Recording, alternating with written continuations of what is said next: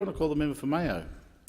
Thank you, Mr Deputy Speaker, and I won't take long of this House. And I actually just want to acknowledge many of the comments of the member for New England. I have a number of dairies in my community, although every year those farming families are shrinking day by day. And yesterday I had the great privilege to meet a young lady called Casey Treloar. And Casey comes from a family down on the south coast, a dairying family, and her family is leaving the industry. And I just want to agree with the member for New England. What we actually need is not something radical. What we actually need is something that exists in many countries, the USA, it exists in the UK, and something that former Senator Nick Xenophon was very supportive of, and that's divestiture laws.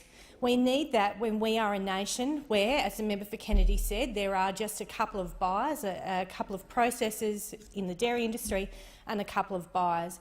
And I would urge every member of this House, read Malcolm Knox's book.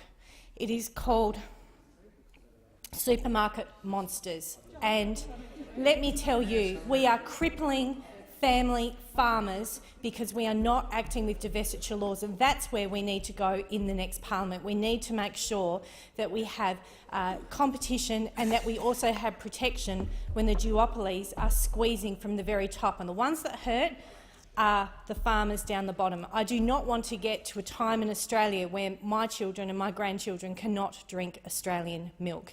And it's the same for apples. It's the same for every horticulture industry. It's the same right across the board. We are killing family farmers because we are not acting in this place, and I would urge whoever is in government in the next parliament to make sure we put front and centre divestiture laws for the protection and peace of mind for a number of industries in the farming sector.